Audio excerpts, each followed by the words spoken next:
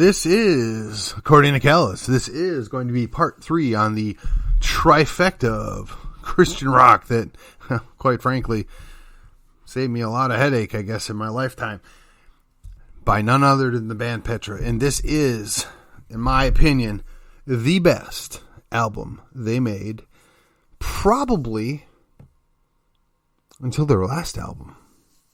Probably. And they've got a couple that let me down a little bit, but this is awesome. That's just how I'm going to put it. I love this album. This is the one where I wore out the tape player, or the tape, I should say. So, beat the system, man. So we've got, again, Bob Hartman basically rolled the whole album. They took a song from a secular band and added some lyrics to it. God gave rock and roll to you, which I think it was the band Argent did it. And they actually did it the first time and Come and Join Us back in 1977, but they redid it. And they give all the credit to Russ Ballard as the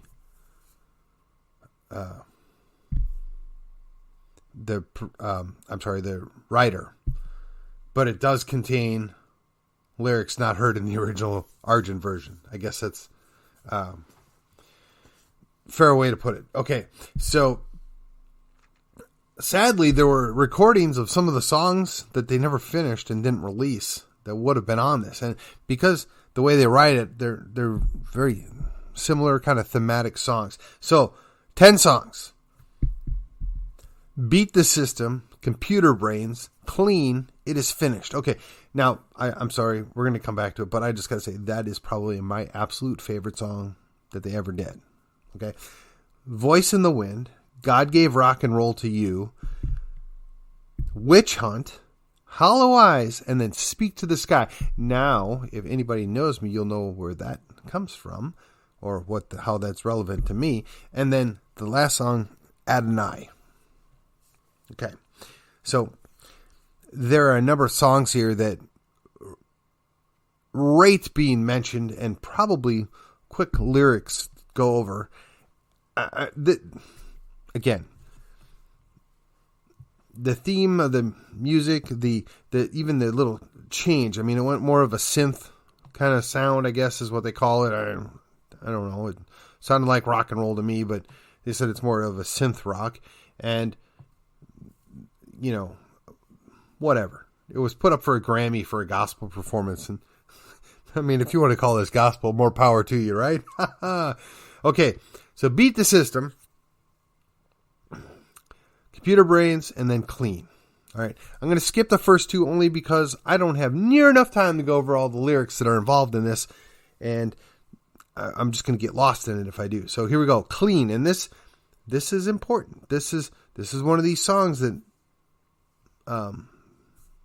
it's a recurring theme in my mind, and then it's based on 1 John 1:19 and John 15:3. Again, remember I mentioned all their songs reference back to Scripture. So here we go. You may see me stumble. You may see me fall. You may see me cornered with my back against the wall. Maybe incognito. Maybe out to lunch. Maybe caught red-handed. Or maybe just a hunch. But I'm clean. Clean. Clean before my Lord. I'm clean. Clean. Clean before my Lord. Like a spotless lamb. I'm blameless in His sight. With no trace of wrong, left to right. I'm clean, clean, clean. I'm sorry, but that's pretty declarative. That's just right there.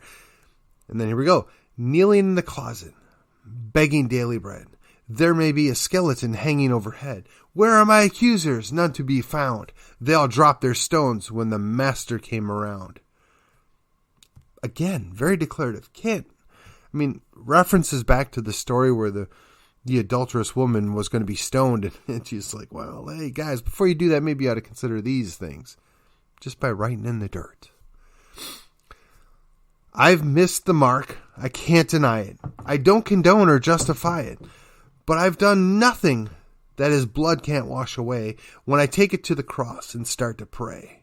And then it goes back into the refrain. And again, just like I've said, I know I've done things, I've come short. But man, it's just the fact that this ringing around in the back of my head is a reassuring thing. I mean, how can you not? Now I'm going to skip over the next song in the line here because, I mean, I'll come back to it. And I could mention God gave rock and roll to you, but man, I think everybody knows about that. But we're going to go to Witch Hunt. Now, Witch Hunt's important to me, and again, it's based on 1 Timothy 4:7 and Titus 3:9. The idea was there were so many people hunting for the bad things. Nobody was looking at what was positive, what good things were. So let me just roll through some of these lyrics here. Everybody look, there's a new bandwagon in town. Hop on board and let the wind carry you around. Seems like there's not enough to keep us busy till the Lord comes back. Don Quixote's got to have a windmill to attack. Another witch hunt, looking for evil wherever we can find it. Off on a tangent, hope the Lord won't mind it. Another witch hunt, taking a break from our gospel labor. On a crusade, but we forgot our saber. I mean, crusading against what? What's the relevance? And is a crusader much of a crusader without a saber? I mean, think of the thought that went into this. There's a new way to spend all of our energies when we're up in arms instead of down on our knees, walking over dollars, trying to find another dime. Never mind the souls, because we really haven't got the time. Again, another call out to the church. Do your job. Focus on the main issues. So send out the dogs and tally-ho before we sleep tonight. We've got miles to go. No one is safe. No stones left unturned. And we won't stop until somebody gets burned.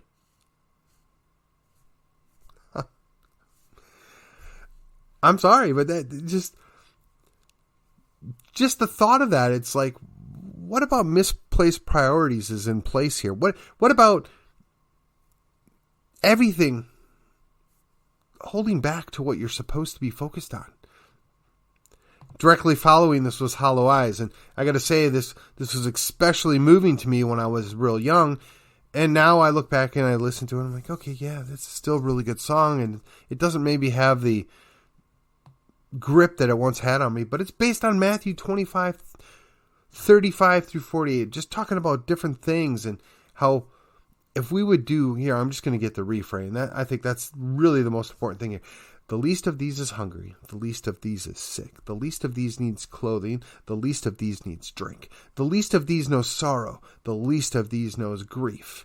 The least of these has suffered pain. And Jesus is his name. Do you dare to gaze into his hollow eyes? Is he staring back at you with his hollow eyes? And then it refrains. I'm sorry, but if you can listen to that and just ignore what is, I can't help you. I'm sorry. It's one of the reasons why, no matter how politically adamant I am about certain things, I can never just turn my back on people that are hurting, people that need things, if I'm in a position to do something to help. I mean, just, it's not right. You're not doing anything for the Lord, clearly. All right, now, again, this kind of poetry, and interestingly enough, it doesn't have the scripture references up here. I would say this is a safe bet and amalgam of the synoptic gospels, and because everything that's in here is clearly mentioned in the gospels. So here we go.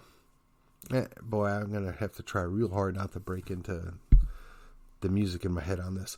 In the heat of the early morning, on the hill they call the Skull, the roaring of the angry mob had settled to a lull. All eyes were cast upon the man whose hands and feet were bound. They saw him cry in anguish when they heard that hammer pound. Now think about if you saw The Passion. You know, Mel Gibson's got that. Okay, in any case. They saw the bloody woven thorns with which his head was crowned. They watched the bloody cross of wood be dropped into the ground. And the soldiers gambled for his clothes, and they watched them win and lose. They saw the sign above his head that said, King of the Jews. And again, it is finished. And the sky grew black as the night. It is finished. And the people scattered in fright. The work had been done. Redemption had been won. The war was over without a fight. It is finished. They searched his face for anger, for vengeance in his stare. Instead of eyes that burned with hate, a look of love was there. He prayed for their forgiveness and bowed his battered head, and no one knew the meaning of the final words he said. Then it kicks back into, it is finished. And the sky grew black as the night. It is finished. And the people scattered in fright. The work had been done. Redemption had been won. The war was over without a fight. The provision has been made. The foundation has been laid. He paid the ransom due, and he tore the temple veil in two, and he opened up the way for me and you. It is finished. Now again, to me, this is the song of their entire book of music. This song is, in my mind, darn near perfect in its performance and its delivery of the story of this sacrifice here. And it's rousing and it's exciting to think about it because, the work was done. But now, it's conquering. Oh, well, I guess, interestingly enough, there's another, I guess it'd be fair to say there is a quasi second trifecta of the 80s. And then we jump into I guess I would call it the trifecta of the 90s, even though I guess it starts in 1990. And we'll get there. I mean, these guys are just, they 35 years of just excellent music. And you can disagree with me all you want, but I'm telling you, this stuff was instrumental in keeping my head on straight when I was a kid. They were instrumental in bringing me back and grounding myself when I was off in the service. And boy, I actually did get to meet John Schlitt at a concert. I want to say it was their farewell. No, I'm sorry. It was one before that. And I just went and told him, I said, man, I want you to know how important your music was to me and how helpful it was in, my life. Now, of course, John Schlitt probably meets thousands of people at any given time. He doesn't know me from Adam. And he goes, man, I'm really glad to hear that. That's good to know. Now, he may say that to everybody, but he didn't have to say anything. He just said thank you. I mean, it was just a little something. I mean, not that big a deal, but this music really was meaningful to me and helped a lot. And my poor daughters, they must have heard every album rattle through the car so many times when they were young kids. And the best part about it is when the last album came out, my nieces, my nephew, my daughters, they were all singing along to it because my younger brother was at that first concert with me way back in 1986. And while he wasn't, I guess, the pet head that his big brother turned out to be, he enjoyed it too. And he brought it to his kids. And I mean, multi-generational Petra family. What can I say? Hey, but really, the idea is Petra means rock. The rock was Jesus, a.k.a. Peter received that name, but the rock on which we stand is Jesus. And if you don't remember that, this music is what helped me remember it. This music got me through a lot of tough stuff. And I got to give credit where credit's due. And the fact that I haven't done this yet after I'm, well over 150 episodes here, I mean, I might have done a single song at some point in the past. I just want to give I want to put this out there. I want people to know. But when you listen to me, when you hear me, you'll hear these references, or you'll hear me talk about something that happened in the past, and this is a huge part of it. And so I give you this little key to understanding some of the things where I'm coming from for my long-term benefit, but also for you to understand. So listen, this is part 3 of the first trifecta, if you will, the trifecta of the 80s. And at some point in the future, I'll come back and catch the trifecta of the 90s. And this has been a lot of fun. I hope that you all enjoyed it. And I guess at some point I'll tell some of the stories of my childhood that kind of pushed me to need this. Well, until then, this is According to Callus. Thank you for joining me, and I will see you on the other side.